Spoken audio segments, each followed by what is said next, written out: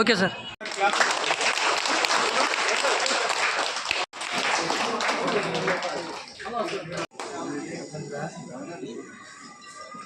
అందరికీ ఉందని చెప్పి మేము తెలియజేస్తున్నాం. ముఖ్యంగా బయట సామాజికంగా, ఆర్థికంగా బలంగా అనేక రంగాల్లో బలంగా ఉన్నటువంటి నాయకులు ఎవరైతే ఉన్నారో వాళ్ళందరూ కూడా మన పక్షాన నిలబడి మన యొక్క సభకు సహకరించినందుకు ప్రతి ఒక్కరికి మనకు స్పాన్సర్ చేసిన వారందరూ కూడా ఈ సభ తరఫున మీ అందరి తరఫున మనందరం వారందరికీ కూడా కృతజ్ఞతలు తెలియజేస్తున్నాం. ఇంకొక చాలా ఉన్నాయి, ఒక్కొక్కటిగా చెప్పుకుంటాం. ముఖ్య అతిథులు 20 నిమిషాల్లో నితీష్ రెడ్డి గారు మౌనం పాటించండి, చెప్పింది శ్రద్ధగా వినండి. మీరు వచ్చినటువంటి విషయాలు గుర్తించుకుంటారని తెలియజేస్తూ నేను ఒక విషయాలు చెప్తా. రాష్ట్రము 5 సంవత్సరాల కాలం ఉన్నటువంటి రాష్ట్రము మన వైఎస్ రాజశేఖర రెడ్డి గారి కుమారుడు జగన్మోహన్ రెడ్డి గారి వైసీపీ నాయకత్వంలో వికలాంగుల యొక్క పరిస్థితులను వికలాంగులు వీళ్ళు చాలా కష్టాలు ఉన్నారు, వాళ్ళు చాలా బాధలు ఉన్నారు.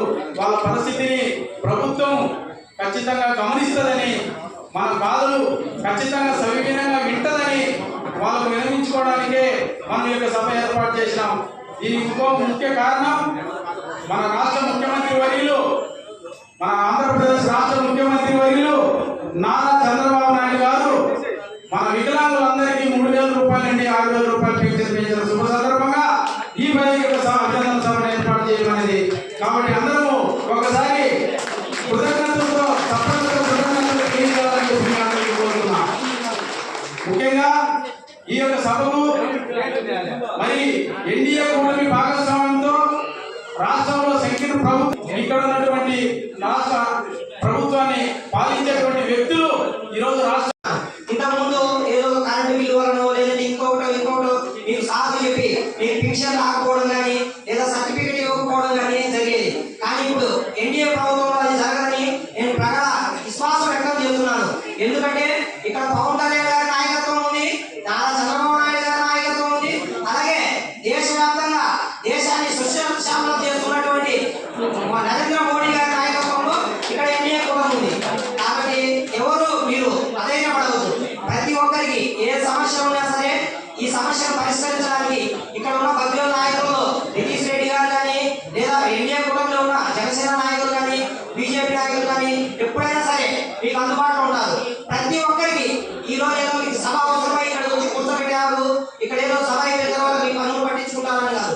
ఇక్కడ వచ్చిన ప్రతి ఒక్కరికి న్యాయం జరిగే అనగా అందరికీ కూడా లేచి నిలబడి స్వాగతం పలవలసిందిగా కోరుతున్నా.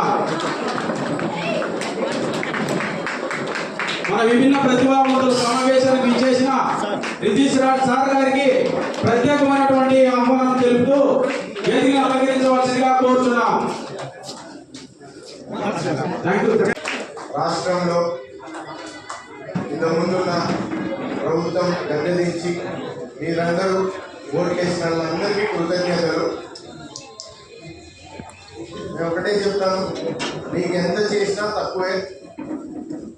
ఈరోజు నారా చంద్రబాబు నాయుడు మీకు ఇచ్చిన హామీ మేరకు 3,000 నుంచి 6,000 పెన్షన్ పెంచడం జరిగింది.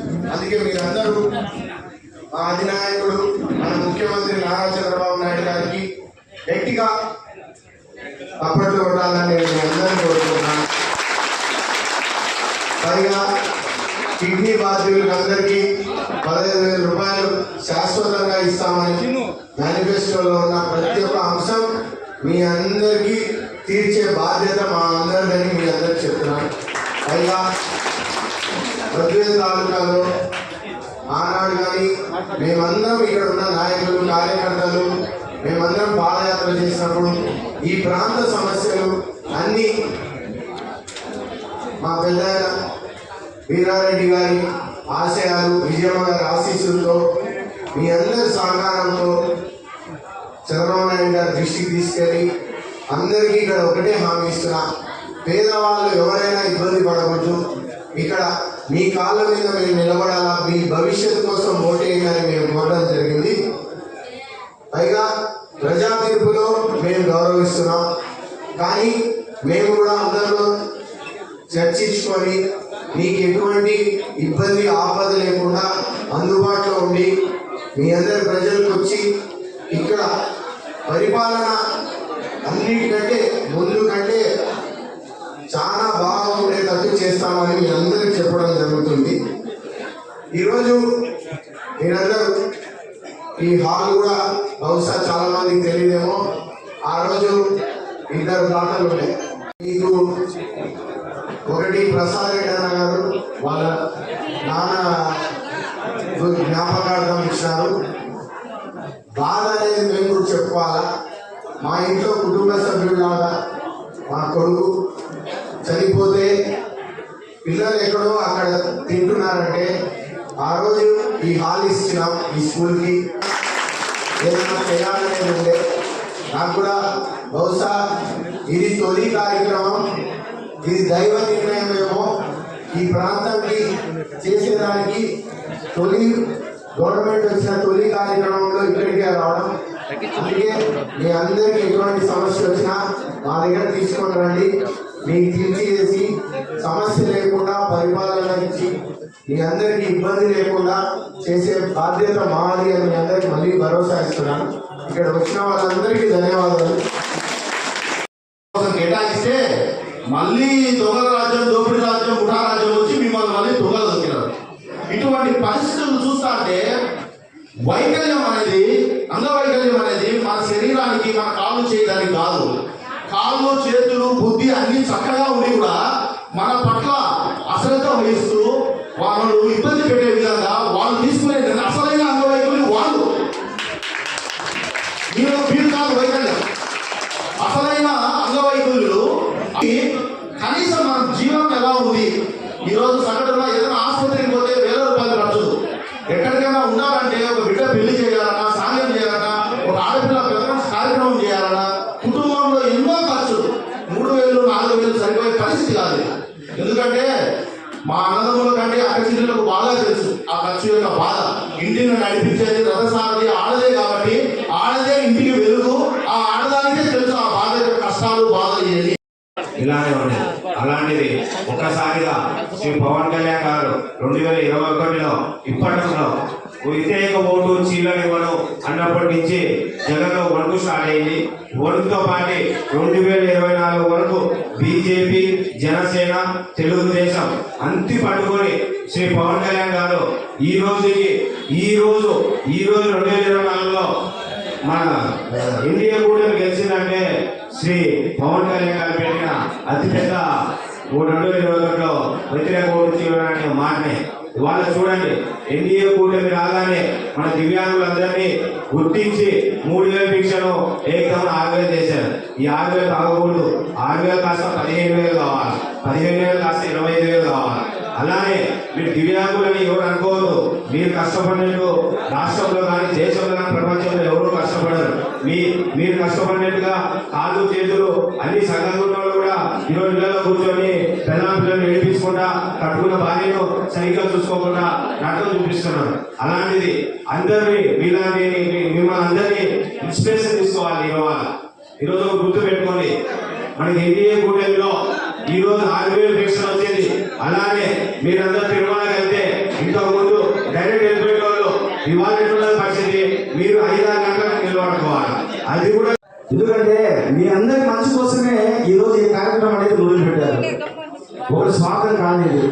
కానీ ఈ రోజు ఎన్డీఏ కూటమి చేసిన తర్వాత ఫస్ట్ గా ఆలోచించింది మీ గురించే ముఖ్యమంత్రి గారు. ఫస్ట్ ఒకసారి ముఖ్యమంత్రి గారికి మీ యొక్క హర్షధ్వానం వినిపించాలి చంద్రబాబు నాయుడు గారికి. ఎందుకంటే ఇన్ని సమస్యలు ఉన్నప్పటికీ పేదవాళ్ళు పార్టీ అని లాస్ట్ పార్టీ భుజాల సంఘం కొట్టుకుంటారండి. కానీ లాస్ట్ 5 years లో వైఎస్ఆర్ పార్టీ తరఫున మీకు ₹1 కూడా పెన్షన్ లేదు. ఉండే పెన్షన్ కూడా మీకు పక్కన పెట్టేసింది. ఎక్కడ పేదవాళ్ళ పార్టీ ఇది? 3,000 పెన్షన్ 6,000 చేయడం జరిగింది ప్రభుత్వం. అలాగే మీకు రావాల్సినటువంటి 3 సెంట్లు స్థలం అనేది నిజంగా ఖచ్చితంగా మీకు ఇప్పించాలా. దానికి నిజమైన అమలు మీరే. అయ్యా ఎవరైతే ఆర్గనైజ్ చేసిన మీరంతా దయచేసి వాళ్ళ దగ్గర ఏదైనా వాళ్ళ దగ్గర కాగితాలు తీసుకొచ్చినా కూడా ఏదైనా డాక్యుమెంట్స్ అది తీసుకోండి. వీలైతే దానికి ఇక్కడ ప్రభుత్వంగా అధికార యంత్రాంగాల దగ్గర పోయి మన సహకారం ఏమైనా చేయకపోతే అలాగే రీసెంట్లను వీళ్ళందరినీ కలిసి పేదలకు ఇళ్ల స్థలాలు కేటాయించడం నిజంగా మనందరం చొరవ తీసుకోవాల్సిన బాధ్యత ఎంతైనా ఉంది. ఆనందంగా ఉంటారు.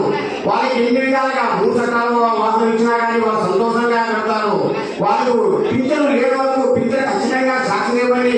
మీ కమిటీ వాళ్ళకు చెబుతుందా వాళ్ళకి ఎన్ని విధాలుగా వాళ్ళు మనం ఉపయోగపడతా అంతకన్నా తక్కువే. మన ప్లేవుడ్ కంపెనీ ఉంది. ప్లేవుడ్ కంపెనీలో ఎవరైనా మన జిల్లాలో చదువుకున్నా ఉంటే వాళ్ళకు ఏదైనా జాబు రిజనల్ జాబ్ ఇచ్చినా కానీ వాళ్ళ కుటుంబాన్ని పోల్చుకుంటారు. వాళ్ళకి ఎన్ని విధాలు మనం ఆదుకుంటే మా మంచిగా ఉంటుంది. మా ఎన్నుకుంటూ చెప్తాం. మీరు ముందుకు రండి మా ఎన్నికలు ఇప్పుడు ఎన్నికలు బ్యాక్ రమ్మా లేపిస్తారండి. ఇంకా పైకి మాట ఒక ఫోటో తెస్తాను.